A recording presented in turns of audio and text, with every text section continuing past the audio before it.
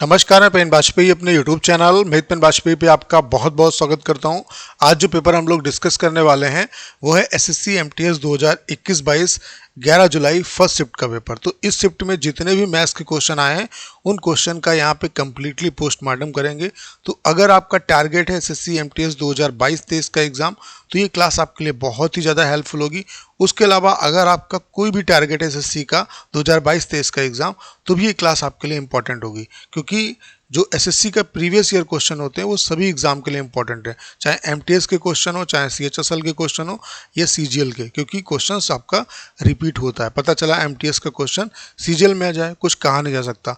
तो इसलिए मेरा सभी स्टूडेंट्स यही सजेशन है कि प्रीवियस ईयर क्वेश्चन चाहे वो एसएससी के किसी भी एग्जाम में पूछे गए हो, वो सभी आपके लिए इंपॉर्टेंट है, चाहे आप किसी भी एग्जाम की प्रिपरेशन कर रहे हैं। तो कम्प्लीटली इसका हम लोग पोस्टमार्टम करेंगे और एग्ज़ाम में जिस अप्रोच के साथ आपको क्वेश्चन को सॉल्व करने की ज़रूरत है वो अप्रोच सिखाने का मेरा प्रयास है। तो चलिए स्टार्ट करते हैं। पहला क्वेश्चन आप लोग देख पा रहे होंगे, पूछा गया है कि एक गोले की त्रिज्या और एक बेलन के आधार की त्रिज्या बराबर है। ठीक है, एक गोले की जो त्रिज्या और बेलन की जो त्रिज्या है वो बराबर है। बेलन के आधार की त्रिज्या और बेलन की ऊंचाई का जो अनुपात है वो कितना है, 3 और 4 है। तो गोले के आयतन और बेलन के आयतन का अनुपात क्या होगा? कोई दिक्कत वाली बात नहीं। देखो, बेलन की जो रेडियस है और हाइट है उसका जो रेशियो है वो 3 और 4 है। तो बोला गया है पहले ही पॉइंट में कि जो बेलन की त्रिज्या और गोले की त्रिज्या है वो बराबर है। तो हमने ये कह सकते हैं यहाँ से कि जो गोले की त्रिज्या है वो कितनी है, 3 है। 3 रेशियो या 3 कह सकते हो, कोई दिक्कत वाली बात नहीं, क्योंकि रेशियो ही हमें निकालना है। तो गोले का आयतन कितना होता है, 4/3 पाई आर क्यूब। तो 3 का क्यूब करेंगे तो कितना हुआ, 27। और बेलन का आयतन कितना होता है, पाई आर स्क्वायर एच। तो आर स्क्वायर यानी कि 3 का स्क्वायर 9 और एच की वैल्यू कितनी है, 4। तो पाई से पाई कैंसिल हो गया, 3 नाम 27, 9 से 9 कैंसिल हो गया, 4 से 4 कैंसिल हो गया, यानी कि 1/1। तो यहाँ से एक बात ये भी आपको समझनी चाहिए कि जब रेशियो आपको निकालना हो तो वहाँ पे जो कॉमन चीज़ें हैं उनका कोई महत्व तो नहीं होता है। जैसे यहाँ पे पाई दोनों में कॉमन है, तो पाई को हम लोग यहाँ पे एलिमिनेट कर सकते थे। तो उम्मीद करता हूँ कि समझ पाए होंगे आप क्वेश्चन को अच्छे तरीके से। अगला क्वेश्चन हम लोग देखते हैं। बहुत ही सिंपल क्वेश्चन है, ये कॉन्सेप्ट मैं कई बार आपको बता चुका हूँ। बोला गया है यहाँ पे, किसी वस्तु को 25% की छूट पर बेचने से 15% की हानि होती है। यदि वस्तु को उसके अंकित मूल्य पर बेचा जाता तो कितने प्रतिशत का लाभ होता? कोई दिक्कत वाली बात नहीं। मैंने कई बार बताया है कि अगर आपको डिस्काउंट दिया है और प्रॉफिट या लॉस का परसेंट में वैल्यू दिया है तो आप किसका रेशियो निकाल सकते हो, सीपी और एमआरपी का। कैसे? डिस्काउंट सीपी पे ट्रांसफर हो जाएगा, तो 100 पे 25 का डिस्काउंट यानी कि सीपी कितना हो गया, 75, और 100 पे 15% की हानि यानी कि एमआरपी आपका कितना हो गया, 85%। अब बोल रहा है कि अगर एमआरपी पर ही बेच दिया जाए, यानी कि एमआरपी को ही एसपी बना दिया जाए, तो एसपी कितना है, 85, और सीपी कितना है, 75। तो कितने का फायदा हुआ, 10 का। 10 का फायदा हुआ 75 पे, तो 100 पे कितना होगा, 25 चक्कू 100, 25 तिया 75। तो 40/3 का मतलब कितने बार जाएगा, 3 1 3, 3 3 9, 13.33 आएगा आपका। तो पहला वाला जो ऑप्शन है वो आपका बिल्कुल करेक्ट है। तो समझ गए होंगे आप इजीली। अगला क्वेश्चन भी काफ़ी सिंपल है।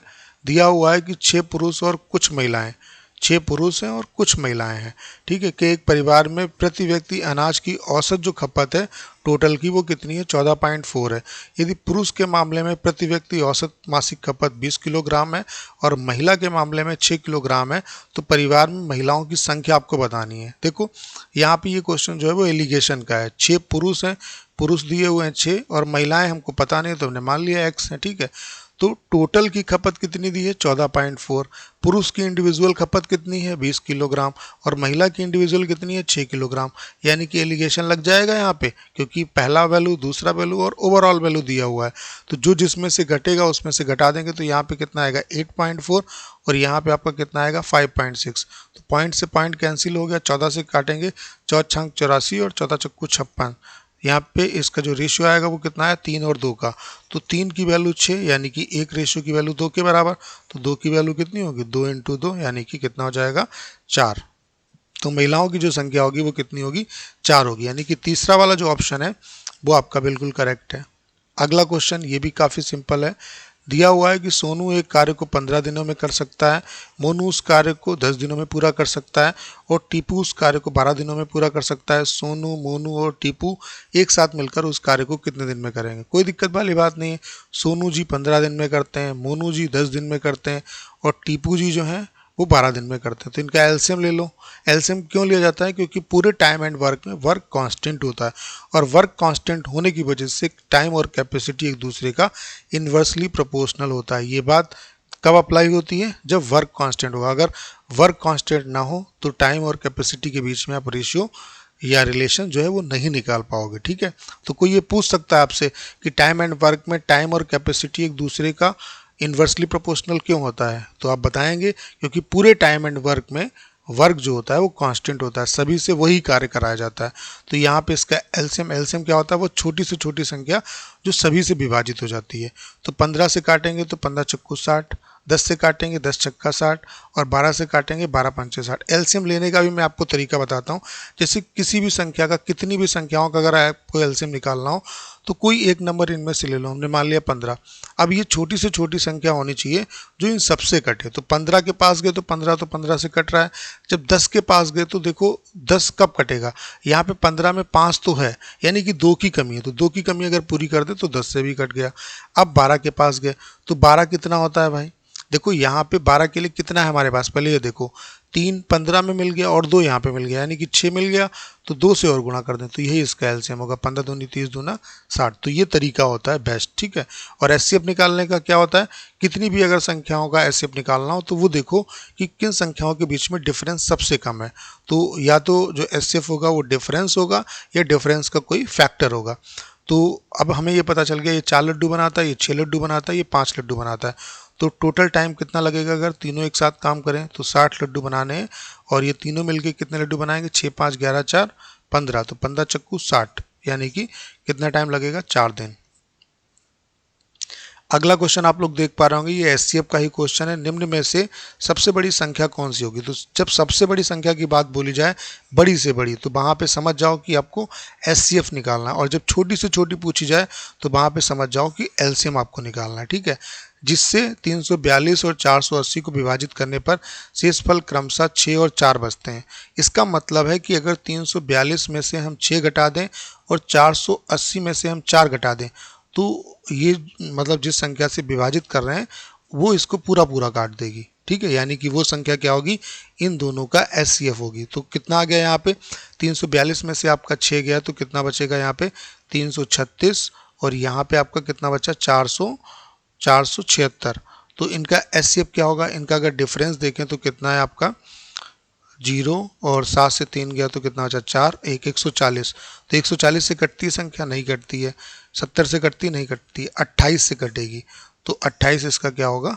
एचसीएफ होगा। ठीक है, और यही इसका आंसर है। समझ गए होंगे आप, सिंपल क्वेश्चन है। अगला क्वेश्चन ये देखो, इसमें अगर थोड़ा सा दिमाग लगाओगे तो आपको बहुत ही आसानी होगी, और अगर दिमाग बिना लगाए आप सिर्फ सॉल्व करने के पीछे भागोगे तो आपको बहुत ज़्यादा टाइम लगेगा। देखिए दिया हुआ है एक कक्षा के 8 लड़कियों का औसत जो है वो 22 वर्ष है। ठीक है, y+3 y-6 y+15 y+8 y+6 आयु वाली 5 लड़कियों को कक्षा में शामिल होती हैं। ठीक है, अब कक्षा की लड़कियों का औसत क्या होगा? देखिए अगर आप 22 के चक्कर में पड़ोगे यार इनको शामिल करें फिर एवरेज क्या होगा, तो आप फंस जाओगे। आप ये देखो कि 8 लड़कियों का औसत कितना है? 22। तुमने मान लिया ये जो नई आई हैं इन सभी का भी औसत 22 होगा, जिस कॉन्सेप्ट से मैं आपको बताता हूँ क्वेश्चन। ठीक है, तो क्या करेंगे, जो इनके पास सभी के पास ज़्यादा है वो देख लेते हैं कितना ज़्यादा है और फिर उसको सभी में बांट देंगे। तो जितना जिसके हिस्से में आएगा, सभी के हिस्से में आएगा, वही इसका एवरेज होगा। तो भाई इसके पास कितना ज़्यादा है? 3 ज़्यादा है। इसके पास कितना कम है? 6 कम है। इसके पास कितना ज़्यादा है? 15। इसके पास कितना ज़्यादा है एवरेज से? 8। इसके पास कितना ज़्यादा है? 6। तो 6 से 6 कैंसिल हो गया, बचा कितना? 15 8 23 और 3 26। और ये अब 8 5 13 13 लोगों में अगर बांटोगे तो प्रत्येक के हिस्से में कितना आएगा? 2 और आएगा, यानी कि जो एक्चुअल इसका एवरेज होगा वो क्या होगा? y+2। इससे आप मौखिक भी क्वेश्चन को कर सकते थे, ये बेस्ट तरीका है आपका। तो उम्मीद करता हूं कि क्वेश्चन आप अच्छे तरीके से समझ पाए होंगे। अगला क्वेश्चन ये भी काफ़ी सिंपल है। दिया हुआ है निम्न तालिका में दिए गए आंकड़ों के अनुसार 18 वर्ष से कम आयु के विद्यार्थी और 18 वर्ष से अधिक आयु के विद्यार्थियों का अनुपात क्या होगा। देखो 18 से ऊपर वाले कितने, 17 7 24, और 18 से नीचे वाले ये वाले हैं, तो 12 और 18 30, और 14 और 26 कितना हुआ 40, तो 40 और 30 कितना हुआ आपका 70। तो इनका रेशियो अगर निकालोगे तो 2 से काट सकते हैं, यानी कि 35:12 होगा।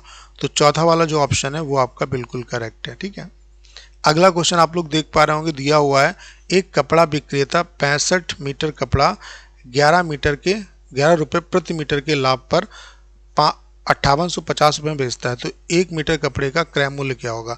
11 रुपये प्रति मीटर का लाभ कमाता है, तो भाई 11 रुपये प्रति मीटर का लाभ कमाता है और इतने में बेचता है।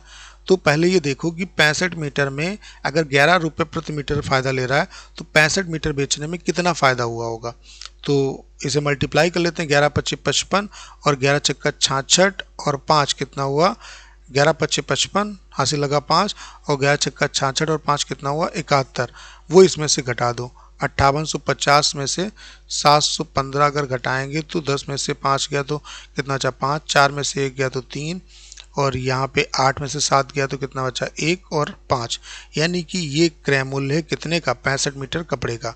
तो 1 मीटर कपड़े का भाव क्या होगा, 13 से काटेंगे तो 13 25 65, यहाँ पे कितना आएगा 13 3 39, कितना बचा आपका 12, 3 उतारा, फिर 13 नामा 117, फिर कितना बचा आपके पास 13 नामा 117, और यहाँ पे कितना बचा आपके पास, यहाँ पे कितना था 3151 5135 था। ठीक है, तो यहाँ पे कितना बचेगा 117, तो 3 और 3 6, यानी कि 65 और 13 25 65। ठीक है, 5 से काटेंगे तो कितने बार जाएगा, देखो 5 से 35 और 5 नाम 45, यानी कि 79 रुपीज़ आएगा। ठीक है, थोड़ा सा कैलकुलेशन है बस। अगला इसमें भी कैलकुलेशन है, कुछ नहीं करना आपको। 8 का वर्ग कितना होता है 64, 16 का वर्ग कितना होता है 256, 19 का वर्ग कितना होता है 361, यहाँ पे 256 आएगा माइनस 361 बराबर, मान लेते हैं कि क्वेश्चन मार्क की जगह पे x है, तो x का क्यूब माइनस 257, तो इसे सॉल्व कर लो, इधर ले आओगे तो ये प्लस का हो जाएगा। तो x क्यूब की वैल्यू क्या होगी 64 प्लस 256 प्लस 257 और माइनस का 361। तो देखो 256 और 64 कितना हुआ 256, और ये कितना हो गया 320 और 257 कितना हो गया आपका 320 और 257 कितना हो गया 577 माइनस 361, तो कितना हो गया यहाँ पे 6, और यहाँ पे 7 में से 1 गया तो 6, और 7 में से 6 गया तो 1, और 5 में से 3 गया तो 2। तो 216 की वैल्यू x क्यूब के बराबर है, तो x बराबर क्या होगा ये 6 का क्यूब होता है। तो यानी कि पहला वाला जो ऑप्शन है वो आपका बिल्कुल करेक्ट होगा।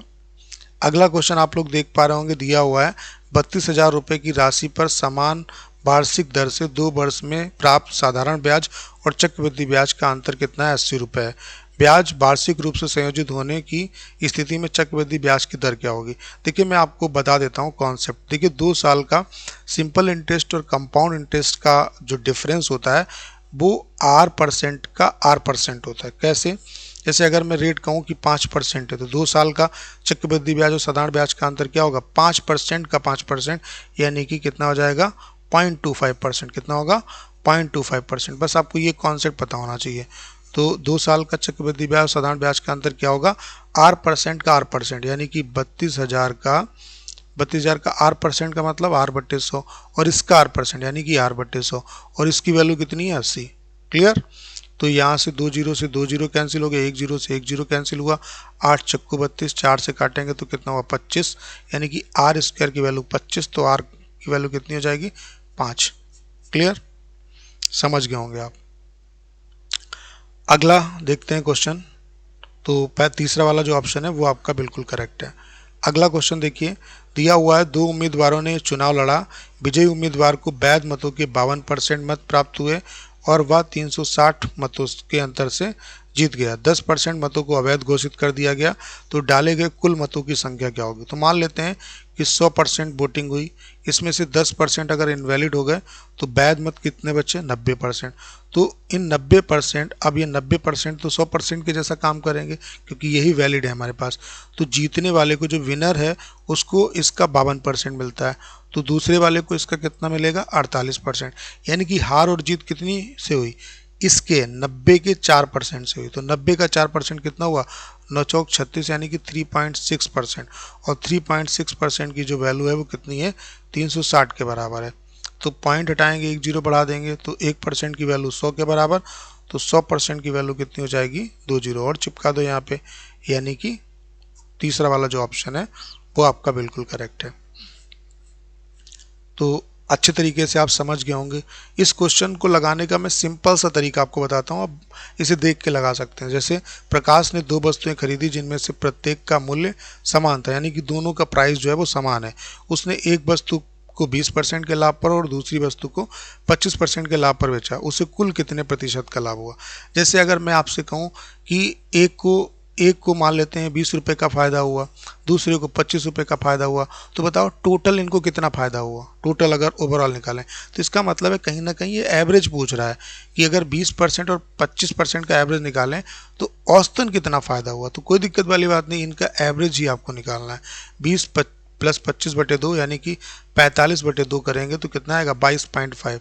तो यही ओवरऑल फ़ायदा होगा। क्लियर, कुछ करना ही नहीं है इसमें। औसत का क्वेश्चन था क्योंकि दोनों का जो क्रय मूल्य वो बराबर है। आप अगर 100 से लगाना चाहते हो तो 100 रुपये की चीज़ बेची, 120 की, फिर 100 रुपये की चीज़ बेची, 125 की, तब भी वही आएगा आपका। ठीक है, तो ओवरऑल कितने की बिकी।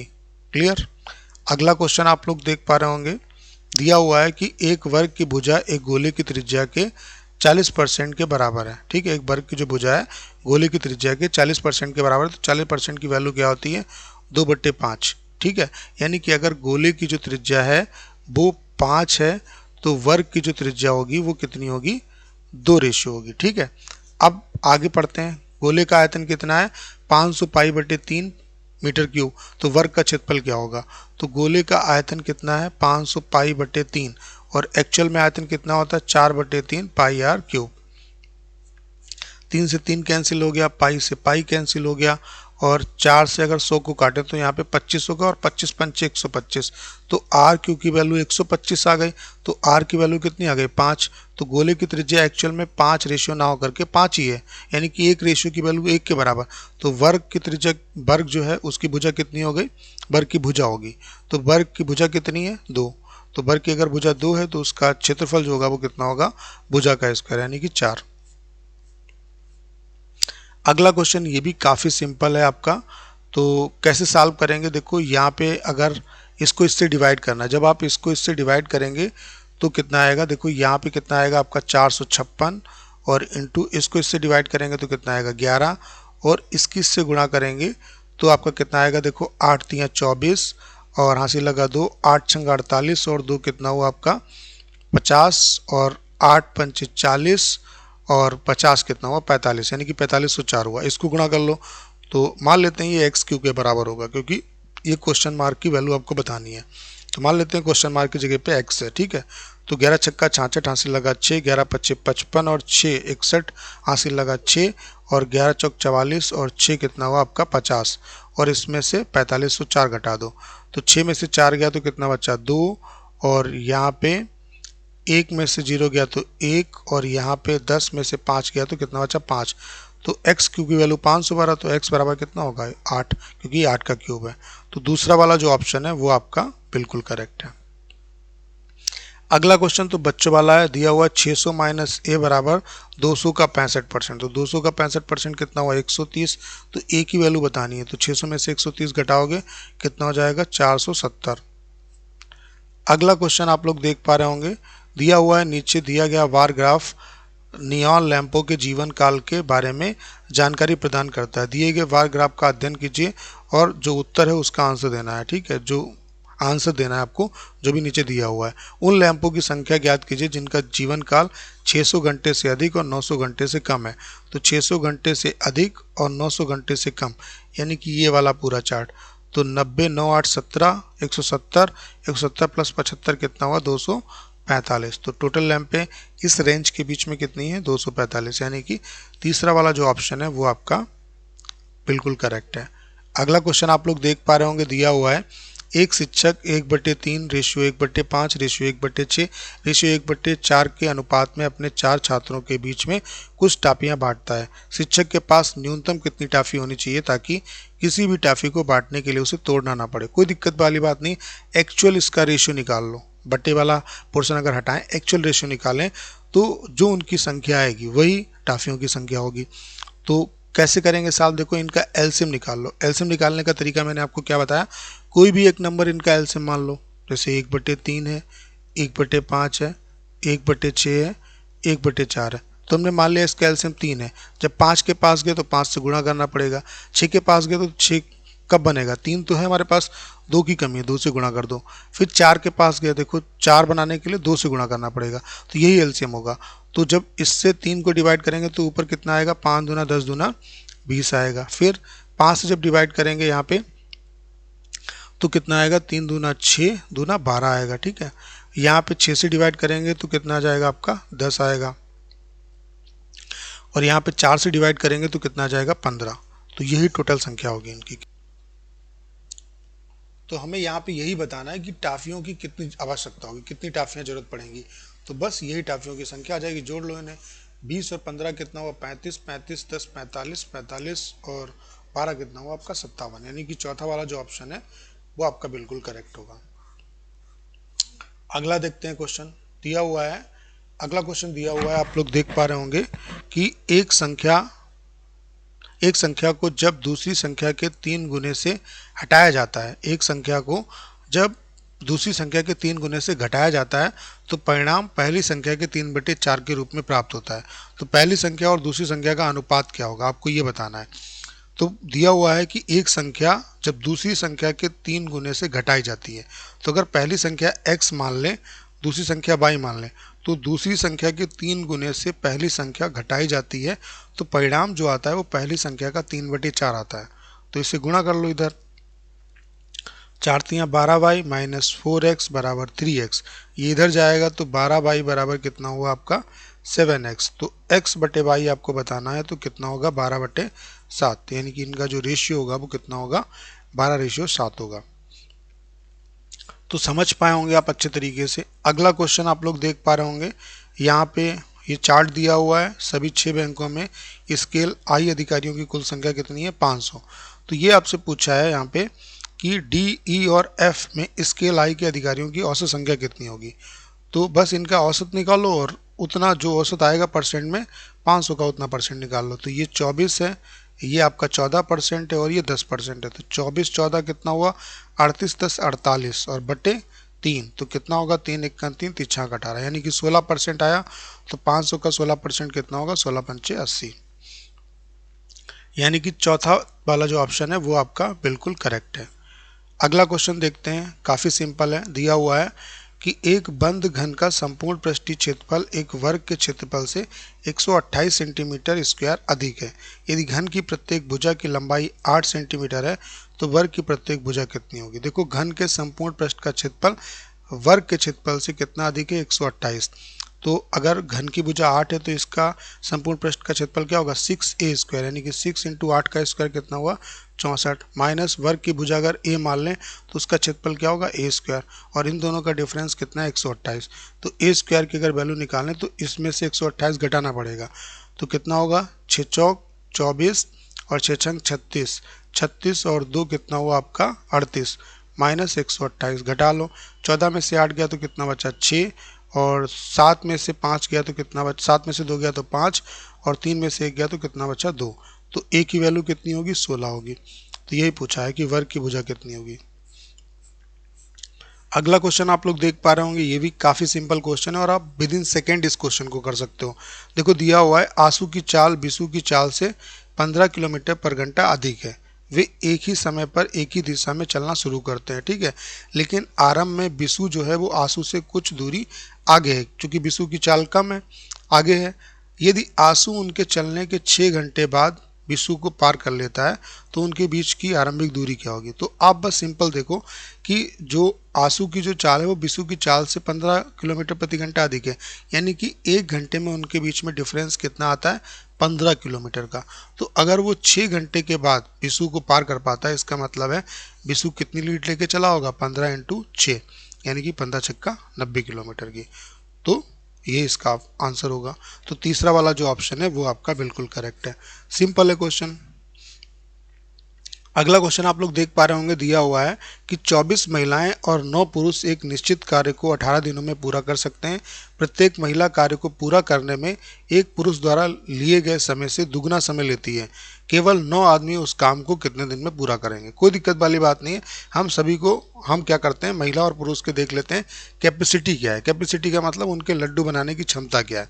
तो यहाँ पे दिया हुआ है पुरुष और महिला के बीच में देखते हैं रिलेशन क्या है।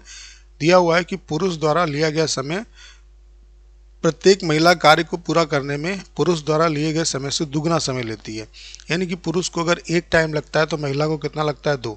तो टाइम का रेशियो 1 और 2 का है, तो कैपेसिटी का रेशियो 2 और 1 का होगा। यानी कि पुरुष एक दिन में 2 लड्डू बनाता है और महिला 1 लड्डू बनाती है। अब क्वेश्चन सिंपल हो गया। 24 महिलाएं कितने लड्डू बनाएंगी, 24 लड्डू, और 9 पुरुष कितने बनाएंगे, 9 दूनी 18 लड्डू। तो टोटल ये लड्डू कितने दिन में बनते हैं, 18 दिन में। अब कितने लड्डू बनाने हैं, 9 आदमियों से काम कराना है। तो 9 आदमी कितने लड्डू बनाएंगे, 9 दूनी 18। तो कितना समय लगेगा, हमने मान लिया x, तो 18 से 18 कैंसिल हो गया, 24 और 18 कितना हो गया आपका, 42। यानी कि दूसरा वाला जो ऑप्शन है वो आपका बिल्कुल करेक्ट है। अगला क्वेश्चन देखो, कल भी एक ऐसा क्वेश्चन आया था, तो मैंने आपको बताया था कि अगर कोई भी फिक्स संख्या है उनका कुछ भी औसत दिया है, सभी में अगर समान चीज़ जोड़ोगे तो एवरेज में भी उतना जुड़ जाएगा, समान चीज़ घटाओगे तो एवरेज में भी उतना घट जाएगा, गुणा करोगे तो गुणा हो जाएगा। तो वही पूछा गया है कि 10 संख्याओं का औसत 24 है, यदि प्रत्येक संख्या को 2 से विभाजित कर दिया जाए तो नया औसत क्या होगा। तो जब 2 से सभी संख्याओं को विभाजित करेंगे तो एवरेज भी विभाजित हो जाएगा 2 से, यानी कितना होगा, 12। तो पहला वाला जो ऑप्शन है वो आपका बिल्कुल करेक्ट है। अगला क्वेश्चन देखो, मैं आपको एक तरीका बताता हूँ। जैसे मैं कहूँ कि मेरे पास 1 से 2 रुपया हो गया, यानी कि मेरा जो पैसा है वो दुगना हो गया। दुगना होने का मतलब कितने की वृद्धि, एक की वृद्धि 1 में, तो 100 में कितने, तो 100 से अगर कंपेरिजन करें तो कितने की वृद्धि, 100% की। यानी कि अगर कोई कहता है कि मेरे पास जो पैसा था वो दुगना हो गया, तो हम डायरेक्ट कह सकते हैं कि इसमें 100% की वृद्धि हो गई। अगर 3 गुना पैसा हो गया तो 200% की वृद्धि हो गई। ऐसे ही 4 गुना पैसा हो गया तो 300% की वृद्धि हो गई। अब समझो इस क्वेश्चन को। वार्षिक साधारण ब्याज की किसी दर से कोई धनराशि 30 वर्षों में स्वयं की 3 गुनी होती है। तो स्वयं की 3 गुनी होने का मतलब हम डायरेक्ट समझ सकते हैं कि 200% की वृद्धि हो रही है। कितने वर्ष में, 30 वर्ष में। तो 1 साल में जो वृद्धि होती है वही रेट होती है। तो 200/30, 0 से 0 कैंसिल हो गया, 3 से काटेंगे, 3 18, यानी कि 6 सही 2/3%। तो कौन सा ऑप्शन करेक्ट है, पहला वाला। तो समझ गए होंगे आप अच्छे तरीके से। अगला और इस क्लास का लास्ट क्वेश्चन दिया हुआ है कि 100 मीटर की दौड़ में ए बी को 20 मीटर से हराता है, बी जो है वो सी को 5 मीटर से हराता है। उसी दौड़ में ए सी को कितने मीटर से हराएगा। कोई दिक्कत वाली बात नहीं, दौड़ तो फिक्स 100 मीटर की है। तो ए और बी के बीच में रिलेशन क्या दिया है, ए जो है वो बी को 20 मीटर से हराता है, यानी कि ए अगर 100 मीटर दौड़ता है तो बी 80 ही दौड़ पाता है। फिर बी और सी के बीच में रिलेशन क्या दिया है कि अगर बी 100 दौड़ता है तो सी 5 मीटर से, बी जो है वो सी को 5 मीटर से हरा देता है, यानी कि ये 95 ही दौड़ पाता है। तो बी को बराबर कर लो अगर दोनों में कंपेरिजन करना है। तो भाई 80 और 100 का एलसीएम कितना हुआ, 800। तो इसका मतलब है इस वाले पूरे इक्वेशन को किससे गुणा करना पड़ेगा, 10 से, और इस वाले पूरे इक्वेशन को 8 से। तो गुणा कर लो, ये कितना हो गया आपका 1000, ये कितना हो गया 800, दोनों में ये बराबर आएगा तो इसको हटा देंगे। 8 पंचे 40, हासिल लगा 4, और 8 9 72, और 4 कितना हुआ 76, 0 से 0 कैंसिल कर लो। तो अब देखो ए और सी के बीच में रिलेशन क्या है, ए अगर 100 मीटर भागता है तो सी कितना भाग पाता है, 76, यानी कि कितने मीटर से हारता है, इनका डिफरेंस 24। तो तीसरा वाला जो ऑप्शन है वो आपका बिल्कुल करेक्ट है। तो उम्मीद करता हूँ कि अगर आपने क्लास को पूरा देखा होगा तो सारे क्वेश्चन आप अच्छे तरीके से समझ पाए होंगे। आपको करना क्या है, इस क्लास को ज़्यादा से ज़्यादा शेयर करना है। उसके अलावा अगर आप चैनल पर नए हैं और आपने अभी तक इसे सब्सक्राइब नहीं किया है तो प्लीज़ चैनल को सब्सक्राइब करना मत भूलिएगा।